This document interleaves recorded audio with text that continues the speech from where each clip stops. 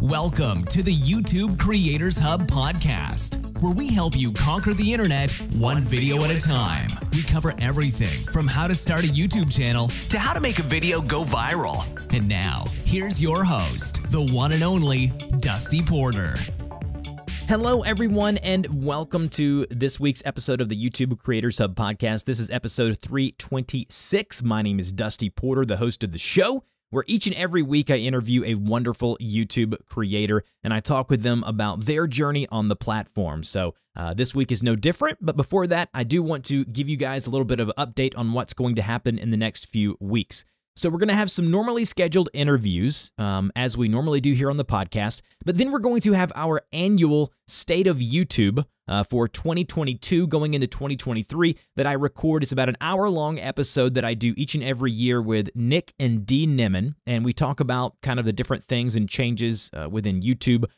We talk about where we see it going next year, and it's just a really great recap of the year and a really cool tinfoil hat episode about what's going to happen in the future with two of the brightest minds in the YouTube space. So definitely be checking and looking out for that here in the next 3 to 4 weeks. I do not think there will be an episode next week for Thanksgiving. There may be, but don't hold me to it. I got a lot of family stuff going on, but after that, it should be back to regularly scheduled content. A huge thank you to TubeBuddy. If you don't know who or what TubeBuddy is, they are our main and primary sponsor here on the podcast. If you're looking to just save time, be more efficient, and get into the future of AI when it comes to kind of figuring out where people are falling off and hopping onto your videos, TubeBuddy is that tool. Please, if you would, use our link and you'll get a free 30-day trial. Also, man, our Patreon has been growing rapidly. A huge thank you to you guys. You can go to patreon.com/DustyPorter. If you support us at the $5 tier per month or higher, you will get a shout out once a month here on the podcast. This week we have Matt Liddy, Randy Engler, Bill Duffield from B Duff Travels, Simon Holman, Hello Bobby, Andrew Gibbs, Chase Shelby, and Simon Holman with Simon Holman Tech over on YouTube. You guys are amazing. Please, if you would, go check us out over there. You'll get access to our Discord server where we chat YouTube all throughout the week. We are also adding, starting next month, a 1-hour Zoom call where myself and other people who are part of the group will hop on a Zoom call and we will just chat about what's going on with our YouTube channels. You can ask me and other folks questions of what's working and what's not. And if you want to be a part of that, definitely get signed up by the 30th of this month. So you can get signed up for that for the $5 tier or higher. I would really appreciate that. That would mean a lot to me. This podcast takes a lot of effort, reaching out to, finding guests. I don't outsource any of it because I want to know who I'm bringing here on the podcast to interview. So definitely, and speaking of that, I have a 5-minute Google form where you can fill it out for you or someone you know who you think would be a great fit for the podcast. We got a bunch of big hitters coming up. The latter half of this month and next month, and I really think you guys are going to enjoy that. So without any further ado, let's go ahead and jump into this week's conversation. Hello, everyone, and welcome to this week's conversation on the YouTube Creators Hub podcast. I am joined today by Tom Wall. Tom is a Yorkshire, UK lad, in his words, and he loves adventures, the outdoors, and all things bikepacking. In 2013, he went on his first bikepacking adventure with his dad in France. They had such an incredible experience that they've kept up the bikepacking tradition at least once every year together. Since the 2020 lockdown, which is a common trend here on the podcast, and being put on furlough at his current company for 6 months, he started learning about videography and has been publishing his bikepacking adventure films on his YouTube channel ever since. Each film is better than the last, and he works full-time, but would love to turn his part-time passion for filming bikepacking adventures into a career. Tom, how are you doing today? Hi, Dusty. Yeah, I'm great. Thanks for having me on. Okay, first things first. Before we even jump into the YouTube stuff, explain in brief what is bikepacking. Sure. So it's effectively backpacking, but with a bike. So going from A to B, or you might want to do a circular route, but you take all of your stuff with you. So if you're camping, you take your tent and what have you, cooking equipment, and me, I take my filming equipment as well. So it's a great way of seeing a country or just your backyard. It's a fantastic way of just getting out and experiencing the world. And so you got into this because you loved the outdoors. and you loved doing different adventures and traveling and biking, obviously. And then you did this with your dad, which obviously made it even more alluring for you. Being able to spend time with family is always a good thing when you can do that. So talk about the whole story, the transition from the 2020 lockdown. You went on furlough with your company. Talk about the journey from just having this hobby and then wanting to capture it on film and then share that with the world. Absolutely. So I've loved cycling in general for pretty much all my life. And I grew up in an amazing part of the UK where the cycling is just unbelievable. It's sort of on the edge of the Peak District, it's called, and it's absolutely beautiful. So I've always loved doing it, and I've always loved going on adventures with my dad and also by myself. I do a lot of solo stuff. But really, 2020, I've heard this quite regularly, to be honest, on your podcast. People have got into YouTube in 2020. Very common. This is something that it's strange. I liken it to, if you remember hearing people say, when people were locked in, about 9 months later, you're going to expect a big baby boom. That's kind of the way it is with the YouTube channels. It seemed like COVID put people inside, but it also made them think that, hey, maybe I can do that. Maybe I can be a creator. 100%. And it made me miss bike packing even more. So because we weren't really allowed, I was out on my bike, we were allowed out cycling, but we weren't really allowed to travel. It just made me yearn to want to do it more. So I started watching bike packing YouTubers, people who were cycling regularly and were filming their adventures. And they were great. And it made me want to go out. But I felt like, without wanting to sound big-headed, I felt like I could do a better job than a lot of these guys. I felt like the quality was okay, but I wanted it to be really top notch. So basically from that point onwards, I had a lot of free time. I started learning about filming and started putting together some cycling and bike packing videos when I could. I love that. And the channel, if I didn't mention it in the intro there, is Cycling 366 or Cycling 366. What was the inspiration for the name? Where'd that come from? Good question. Well, basically in 2020, the start of the year before, COVID was a thing, I set myself a charity challenge of cycling every day for the year to raise money for an Alzheimer's charity, which is quite close to my heart. So I called the challenge basically Cycling 366 because it was a leap year. We had 366 days. Nice. I basically set up the channel with that name, and I just felt it was a good name, and I've never changed it since. Now, I know it's a very, we mentioned this off air, it's a very small niche. It's something that's very different and unique. Have you reached out to and became friends with or gotten to know any other creators who do this on YouTube? Yeah, I've definitely been talking to a lot of them. I've never actually met them in person because I think we're all so busy doing our own adventures. At the moment, there's not really a place where we can all meet up. We're all over the world. But yeah, there's some really good creators out there that are doing similar things to me, but everyone's got their own style, which is what I really like. Mine's sort of silent cinematic films that I try and make a bit relaxing. Other people like to do vlogs, but either way, some really good creators out there. And I think the space is only going to grow and get bigger. Now more and more people are getting into it. What were some of the most difficult things that you had to deal with in the early stages? And even up to this point, what are some things as far as like production process or anything of that nature that maybe you ran into that looking back at it now, you can see kind of how you've adjusted and kind of pivoted? There's two things really. I think the first thing is slightly different. It's actually having the confidence to make the video in the first place. And I've heard that again a lot on your podcast, people saying I just was worried what people would think. And yeah, I remember starting just thinking, oh, if I put my face on the camera, if I start speaking, people are going to then start, judging or leaving nasty comments. And actually, when I got over that, I realized it's not bad at all. 99.9% of people are super positive and helpful and want you to succeed. So there was that. And I think I put off doing YouTube for so many years for that. And I really wish I hadn't, because I just think how big my channel could have got now if I'd have actually done it several years before. So that was definitely the biggest obstacle. But in terms of technicality, I think the thing I found hardest, and it's something that I think is quite unique to traveling YouTubers, is actually having to take all of your gear with you. And you don't want to compromise on quality, but at the same time, you've got to carry all of your stuff with you. So if you're taking really high-end cameras and sound equipment like I try and do, it's heavy and it's big. And if you've got to cycle hundreds of miles with all of this stuff, it does make it quite a challenge. What do you think, Tom, what made you, was there one or two things that made you make the jump? Because I hear this so many times. I wish I would have started sooner. I just wish I would have hit upload, or I wish I would have listened to myself. What finally made you say, I can do this? You know, this is something that I can do. It's not beyond my scope or talents. I think it's two things. It was that charity event that I was talking about that I'd set myself. I thought now's a perfect opportunity for me to try and reach a wider audience, because I was fundraising.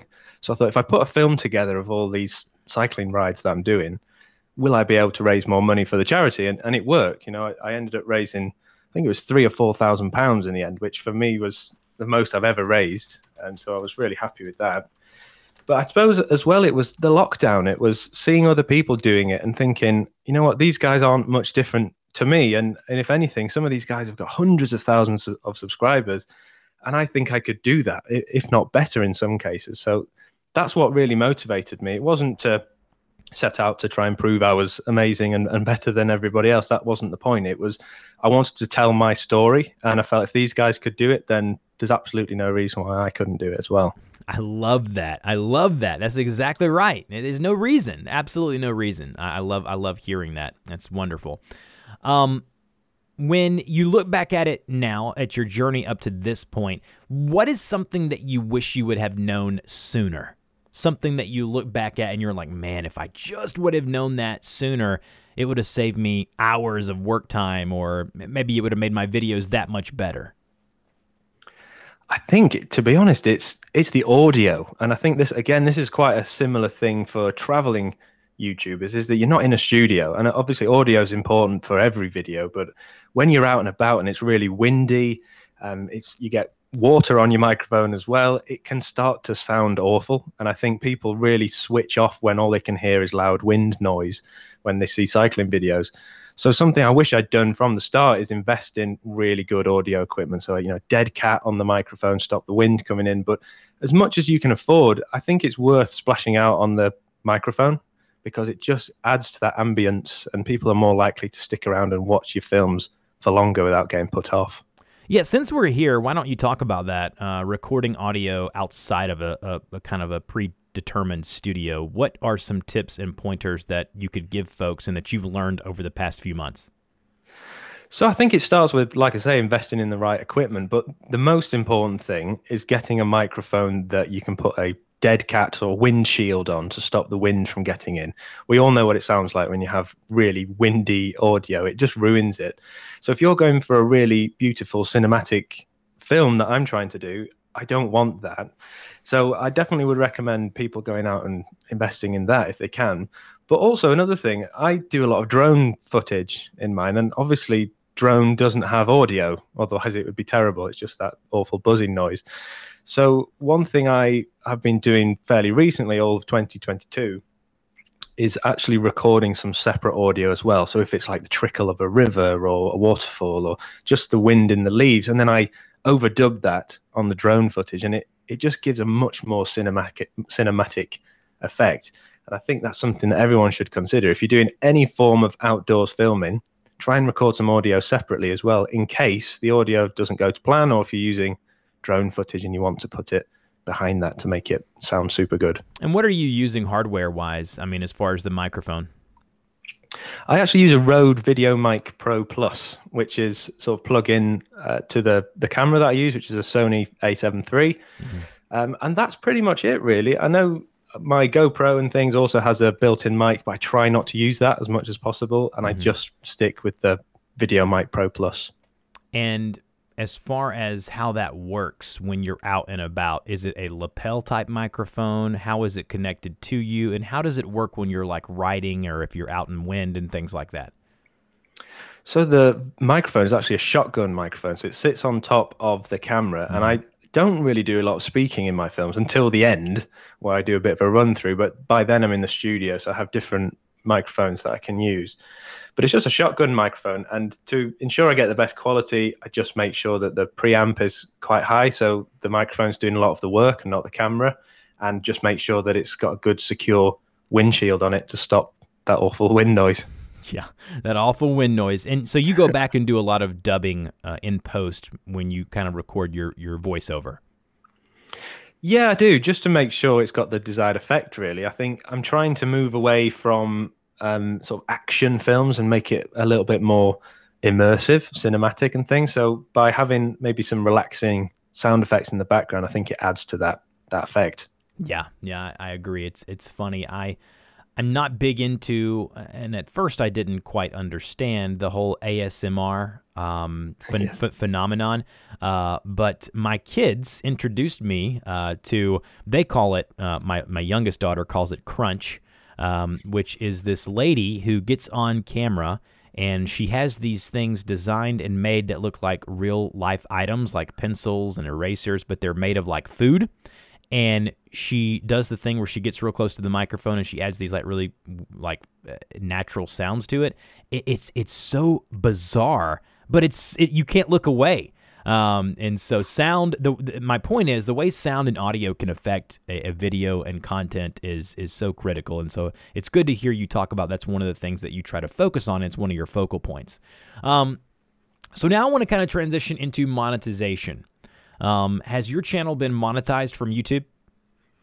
Yeah, it has. It's been monetized for a little bit now. So I'm sure you're going to ask me in terms of what I try and monetize and things. But yes.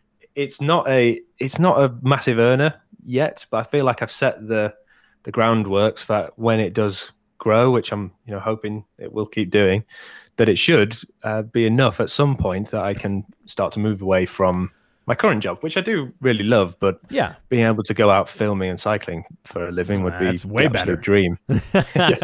So 100%. My follow-up to that is many people think that as newer creators, you're since 2020 and obviously it's now 2022 and almost 2023. So, 2 to 3 years.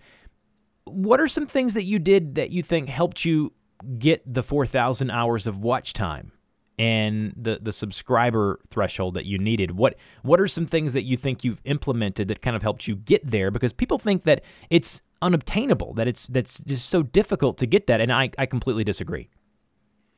Yeah, definitely. And something actually I didn't mention, years and years ago, I have actually already set up a YouTube channel. This was a completely different thing, but I used to be a teacher. So several years ago, I worked with little children in the primary school or elementary school. And I basically did my lessons and put them online just for people who needed help. And during COVID as well, that's something I don't really put video on. It was just something I had running in the background. And that also started making money. So I realized quite quickly that, if you brought out good quality long form content, if it's good, eventually the views will come and eventually the monetization will as well. So I saw I could do it and I thought, actually, I'm going to try and do the same thing. So to answer your question, a couple of things I started doing to increase the watch time. I used to just do the cinematic film and then that was it. Whereas literally from the last couple of years ago, I've started adding a behind the scenes and a route summary to the end of the video.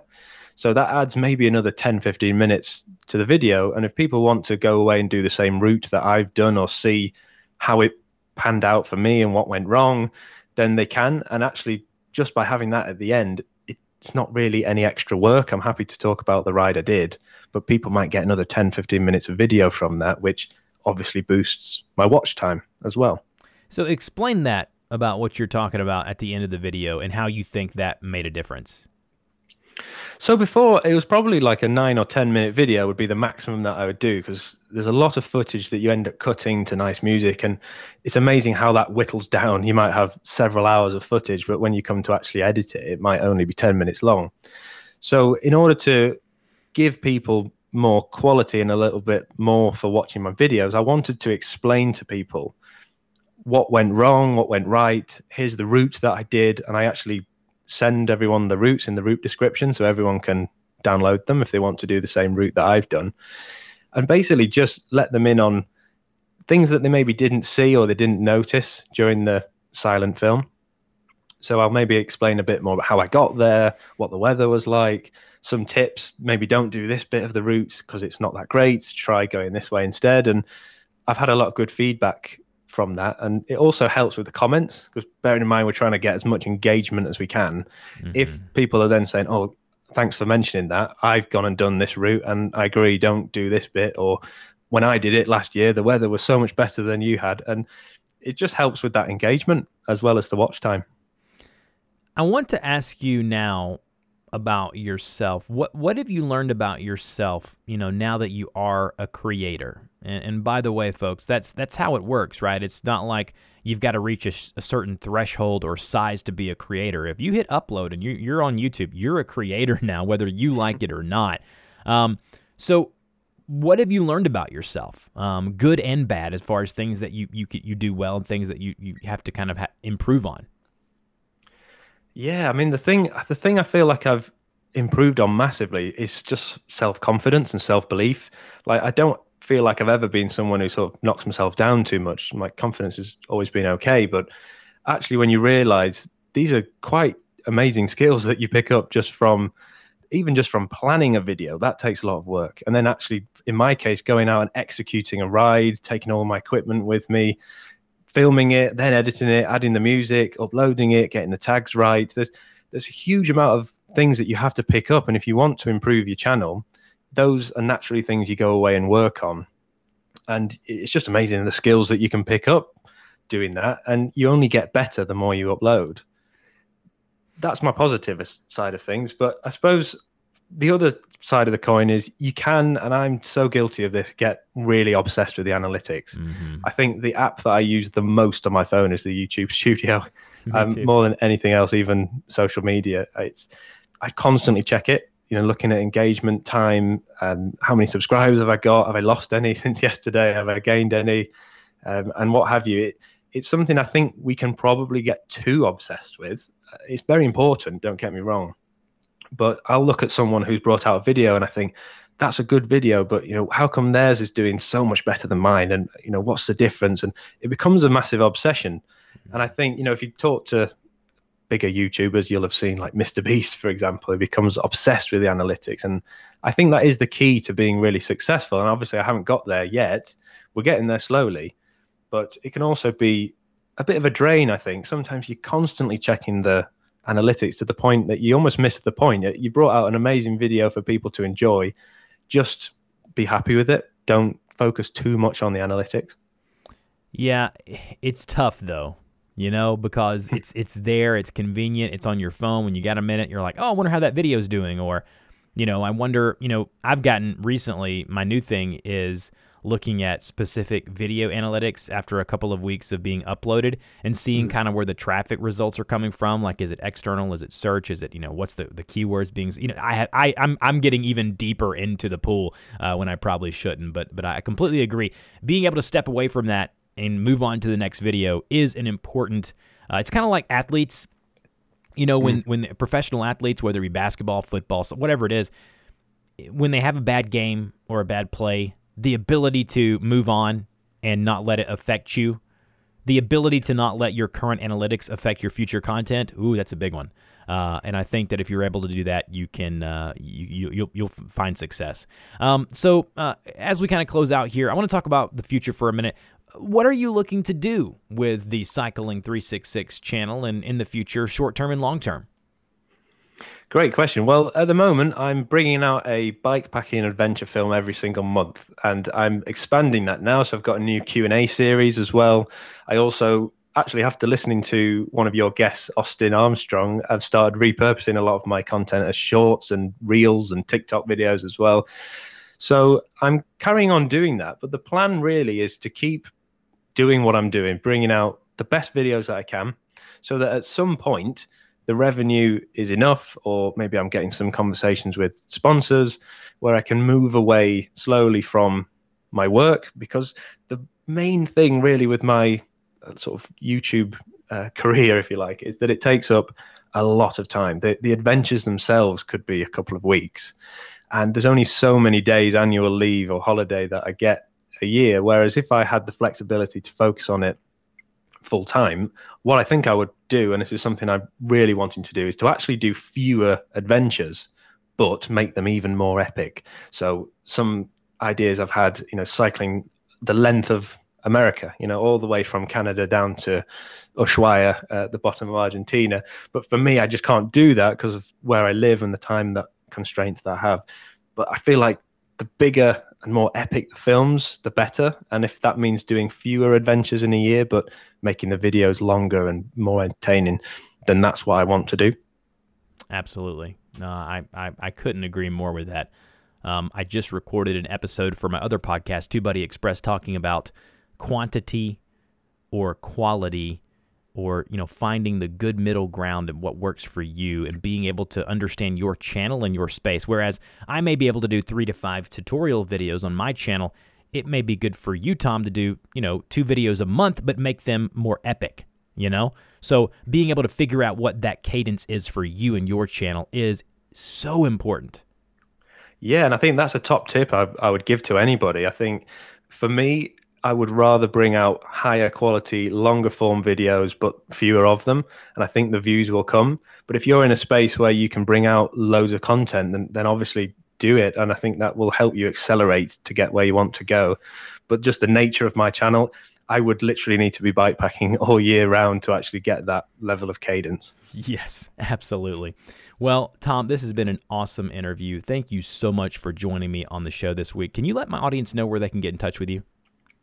Yeah, absolutely. So my main points where you can get in touch with me is on YouTube, obviously, Cycling 366. Check out the adventures. I bring one out every single month from all over the world. So wherever you're listening, hopefully there'll be an adventure that you can see and maybe go out and tackle yourself. But I'm also on Instagram as well, Cycling 366. I bring out a reel, basically a vertical video format of the adventure as well, every month. And you can also, if you are interested in cycling or bikepacking or anything like that, you can head over to my website, cycling366.com, and you can even leave me a voicemail on there where you may hear your question answered on an upcoming Q&A video. Absolutely. All those links and everything will be in the show notes. It's cycling366, numeric form there. And Tom, we appreciate you joining us, and we'll talk to you next time. Cheers. Thanks, Dusty.